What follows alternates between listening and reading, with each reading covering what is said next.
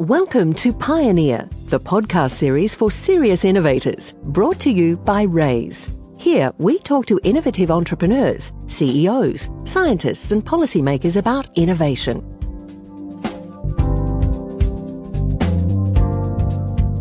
Hello, my name is Frank Hurley, and it's my pleasure today to welcome Thomas Thurston.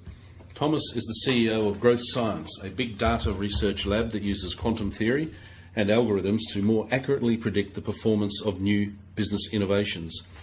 He's also the managing director at Hambrecht Ventures, where he puts research into practice to assist in the evaluation of investment opportunities for the fund with startling and proven effect.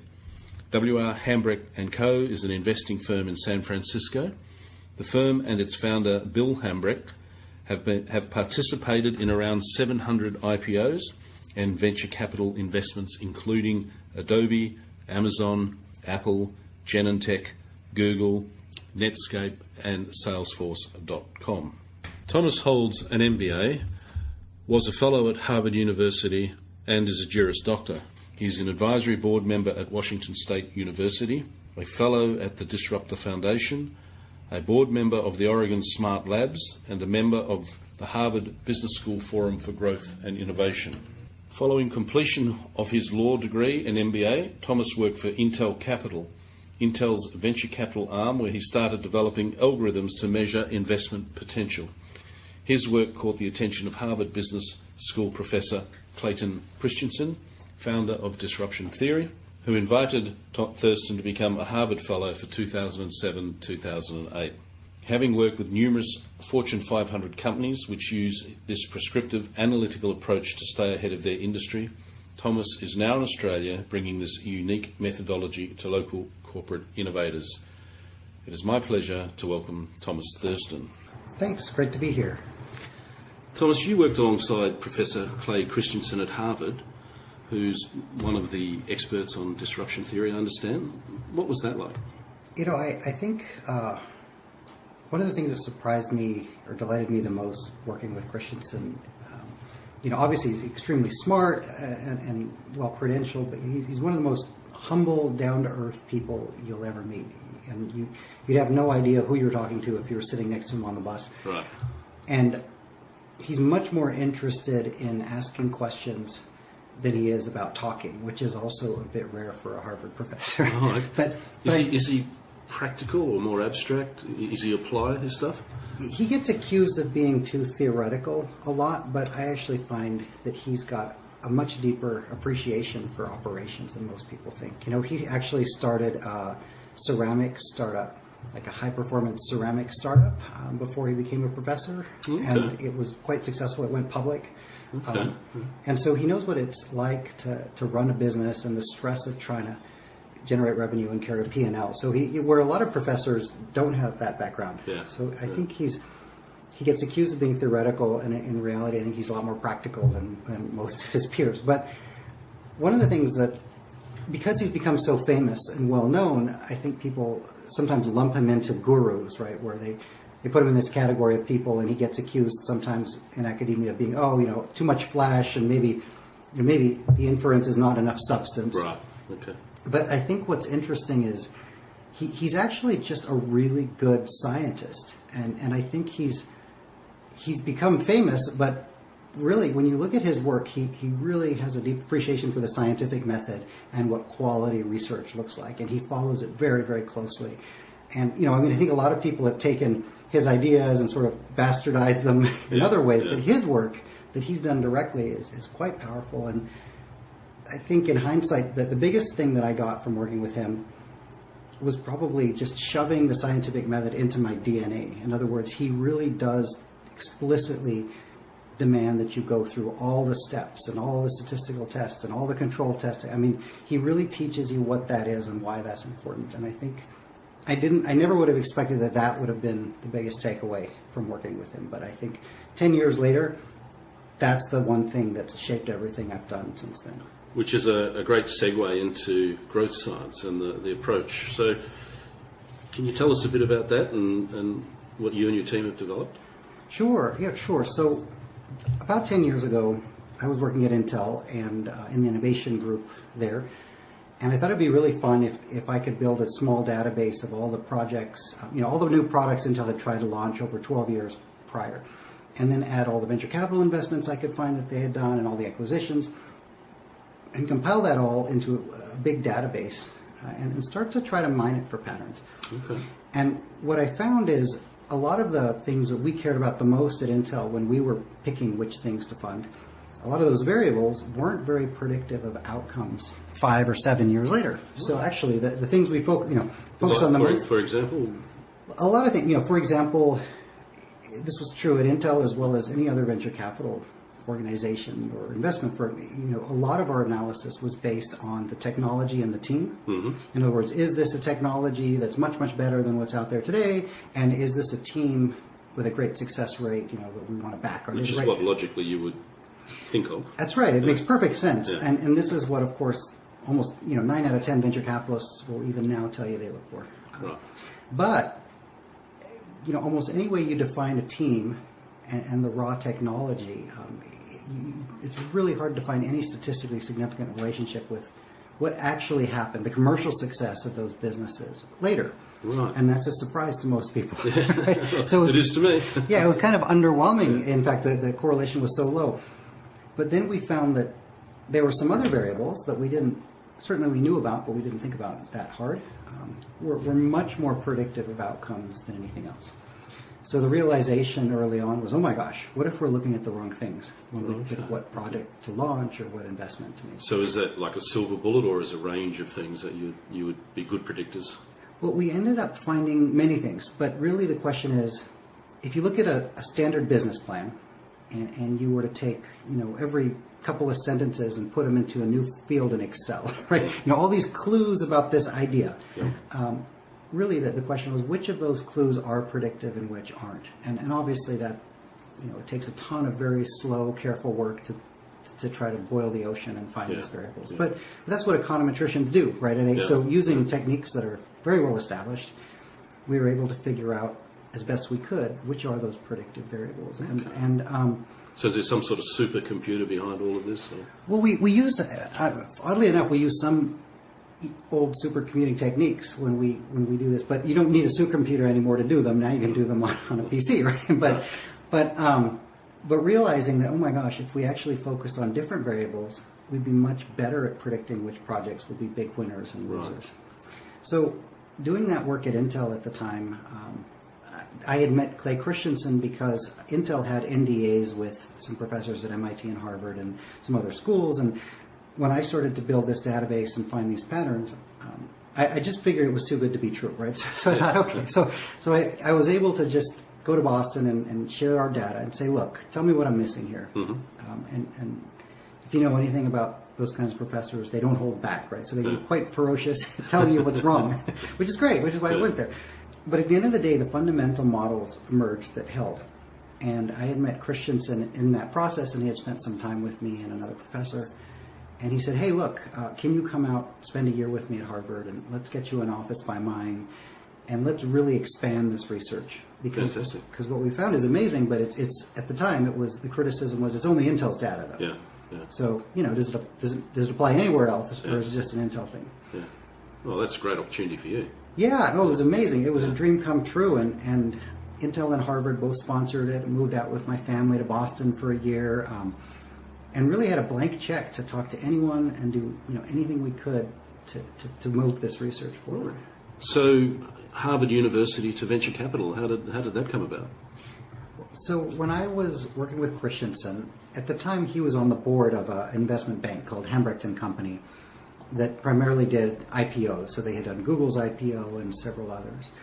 And Bill Hambrecht, the founder of that bank, of course, knew Clay and had a long relationship with him. So at one point during the research in Boston, Christian says, hey, you got to meet this guy, Bill. I think you guys will have a lot in common, and you guys could collaborate on some research. I didn't realize that Bill at the time was sort of this famous, one of the most successful venture capitalists in Silicon Valley. So I was like, oh, sure, Bill, sounds like a nice guy. Right? And after Googling him, I realized what I was getting myself into.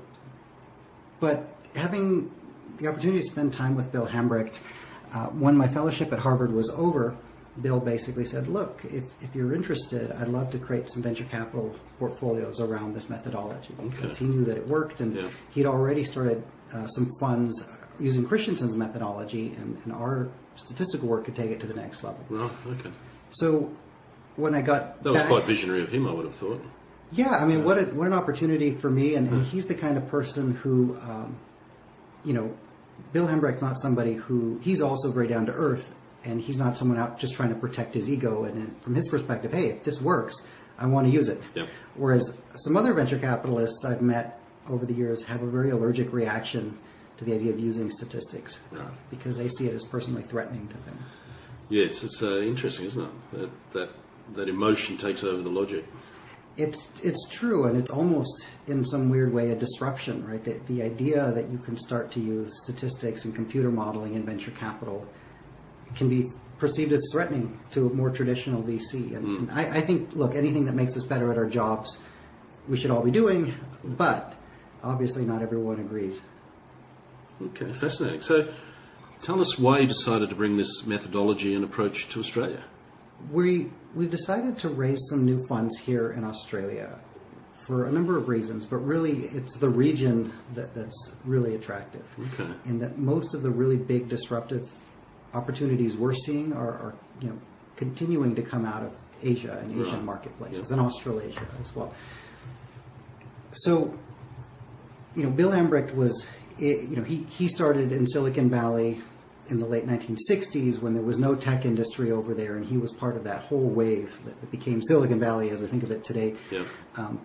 Where in my generation, the idea of just doing another fund in Silicon Valley, it's okay, but it's not that inspiring. I mean, the story's been written. Right? Yeah, it's just me too. Yeah, I mean, look, even if we raise a huge, massive amount of money and fund the next Google, nobody would even notice in Silicon Valley. So it's much more exciting to do our next series of funds out here, looking in Asian markets, and we have some Asian... So does that mean you're looking for banks, money, angels to put into the fund? You're out there actively canvassing that now? Yeah, right now, we have the funds in San Francisco, which are fine, and that capital has been allocated, and now we're just managing those portfolios. The next three funds that we're raising are actually with partners here in Australia. Okay. There's a group of investors in Asia that's the lead investors.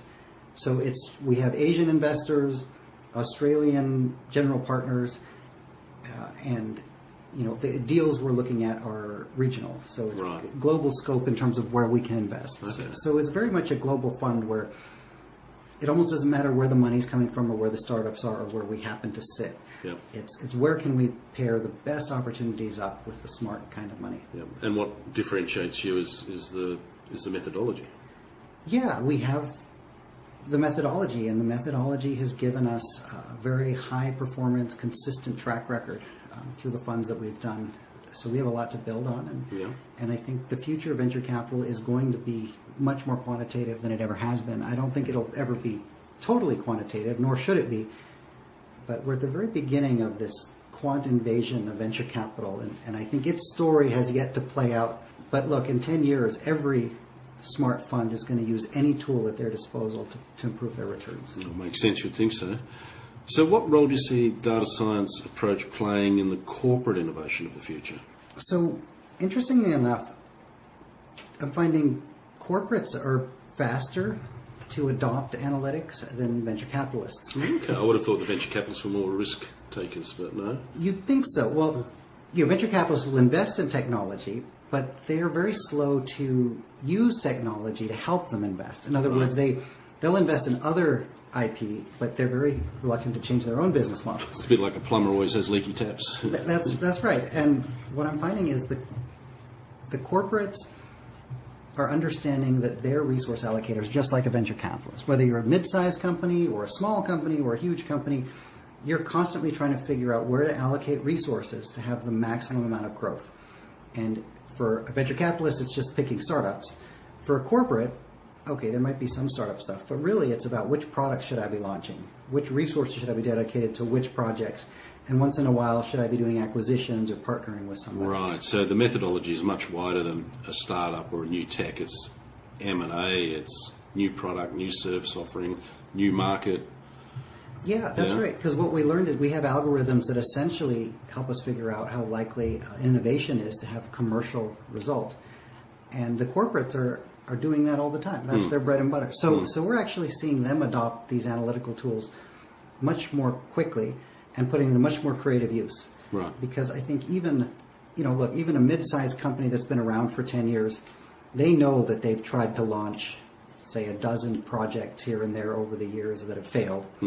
And they're small. They can't afford to be so distracted and to have failures. And they're looking for anything to better place those bets. That's interesting, because I don't think we've evolved much from, I think it was the 70s and 80s with Porter's 5 forces.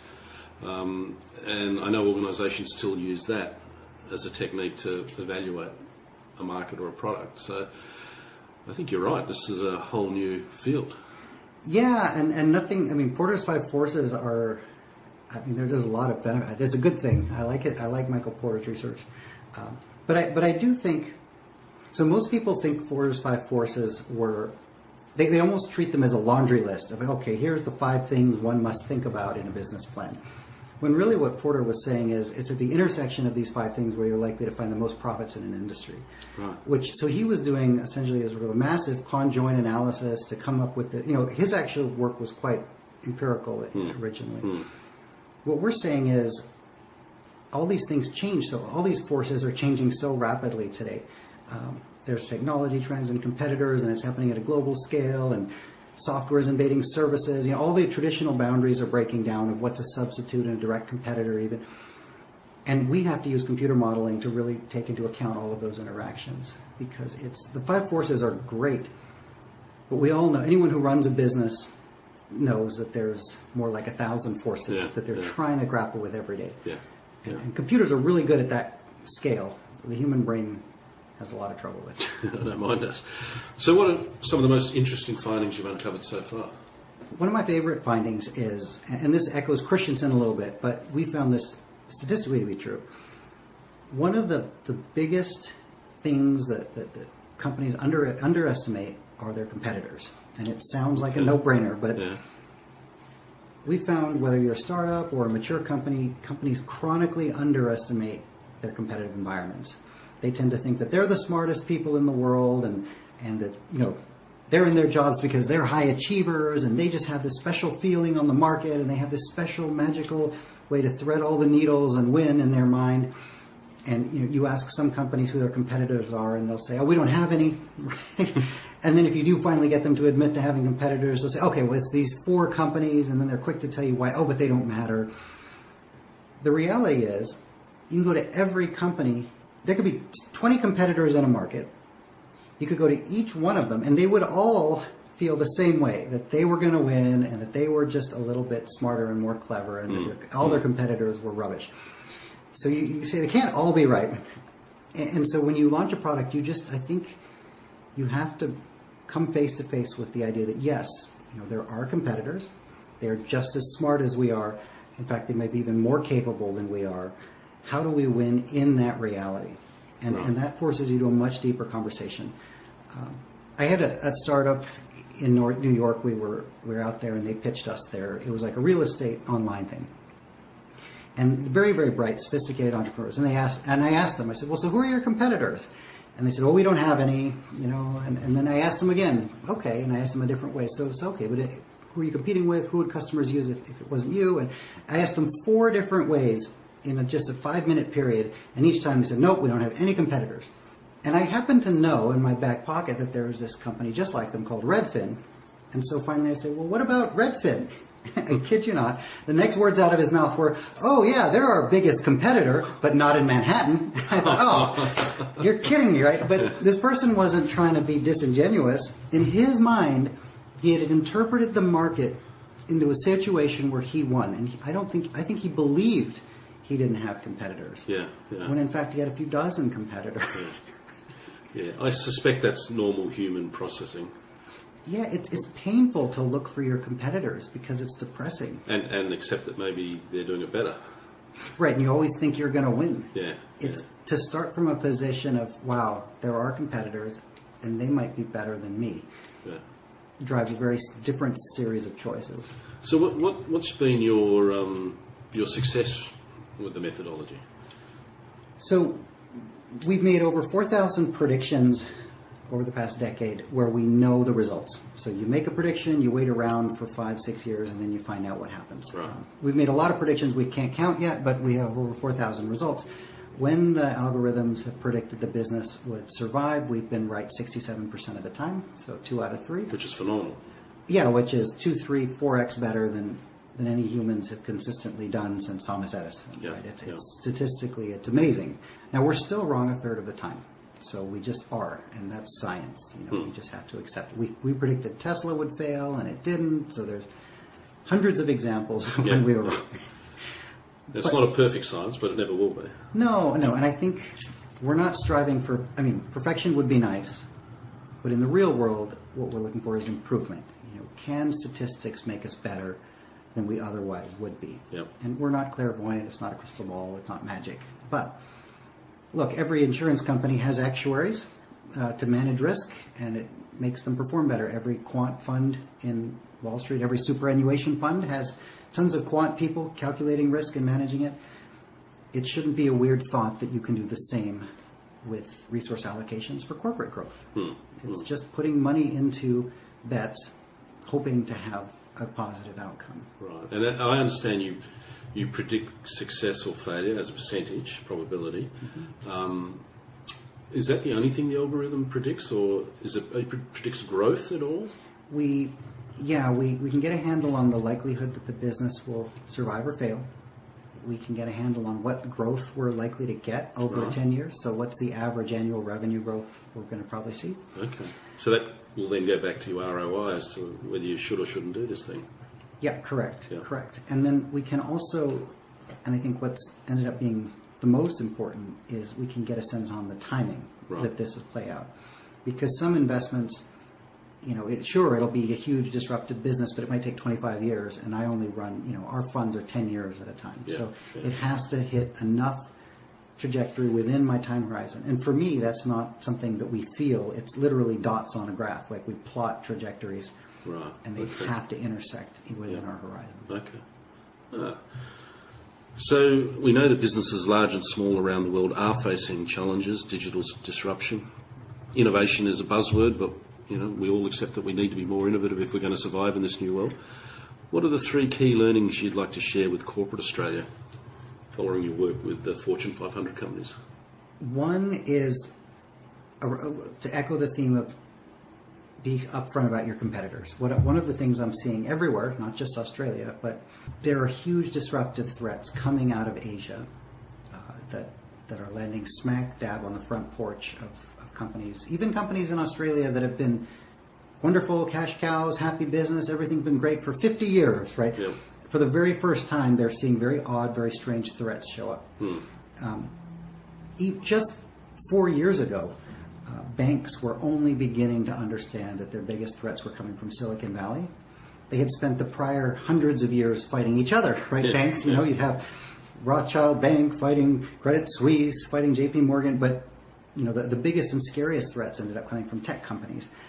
And now the financial industry has fully embraced that. But it's happening all over the place, and lots of these brick and mortar businesses that just didn't have the boat rocked before.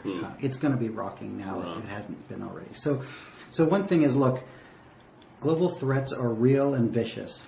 And the only way you're going to be able to combat them is by placing some bets of your own. You're going to have to figure out what's the wave that's going to crash over your business and how can you participate it instead of being drowned by it. Right. And so is that an argument to diversify, or is just an argument to deliver it more innovatively?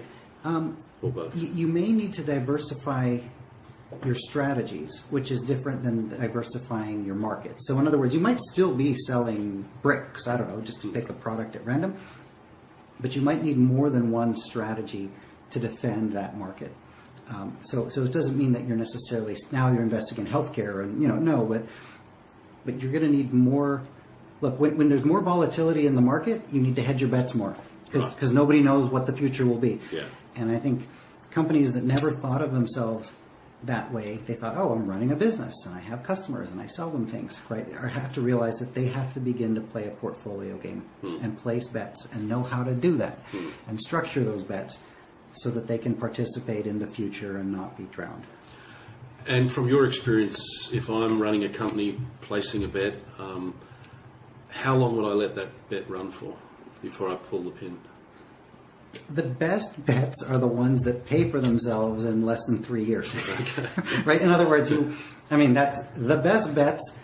You make a small bet that quickly pays for itself. And then what you bought yourself is an option in perpetuity. Right. As long as you don't have to keep funding that thing, once it pays for itself, you can let it run forever. Okay. Right? And I think every year that it has to come back to you for money, sort of, divide up its probabilities of success. So I think the goal is to how many autonomous bets can I get that pay for themselves. Right. Okay. Fascinating. And the more complex your environment, the more bets you need. The more stable your environment, the less bets you need. Yeah. Anything else you'd like to share with us? I know people, for example, go, well, it's the quality of the management team, it's the quality of the board that really makes a difference. And I think your algorithm might suggest something else. Yeah, so this is one of the more controversial things. But let me put it this way. You don't have to take my word for it. There are more studies, and some very, very good studies out of academia on the impact of teams on the performance of companies. So there are hundreds, literally, of studies on this. And they've defined teams almost every way you can think of, everything from their backgrounds to their Myers-Briggs scores to their spirit animals, right? And they've defined success in almost every way you can think of. Is it financial success? Is it a startup exit? Is it learning? And you look at all these studies, and most of them find that there's no statistically significant correlation between the team and the outcome. But some studies have found that there is some effect, but it's actually relatively small. My favorite study was done by this guy, by some professors at Harvard, that looked at entrepreneurs who had been successful in their prior startup. They looked at a second group who had failed in their last startup and a third group of first-time entrepreneurs. And all they did is they said, okay, how did these entrepreneurs do in their next startup? And they found that the entrepreneurs who had been successful before, 30% of them were successful in the next one. Right. Of the ones who had failed before, 20% of them were successful. And then the first-time entrepreneurs, only 18% of them. So what most people say is, oh, okay, if your entrepreneur has been successful, they have the highest chances. True. But the difference between the best group, which was 30%, and the worst group, which was 18%, the difference between 30 and 18 is only 12%. Yeah. In other words, the team's success prior only affected 12% of the variance in outcomes. Right. So it didn't explain 88% of what happened. In other words, if you buy that study, you should never put more than 12% of your investment decision on the team. Right. And what some people say is, well, yeah, but if it's so early, all you have is people, like what else do you invest in? Because the strategy will change, and it just seems like you're betting on people. Yeah. And which is what 99 out of 100 VCs do. That's right. Yeah. And my point is, if you don't know what the other 88% is, you probably shouldn't be a venture capitalist. Right? But here's what I would say about teams. We all know that bad teams can ruin any project, no matter how good it is. So avoid toxic teams and toxic people. But what we found to be the most predictive of outcomes is qualities about that business itself, about the business model. It's the business.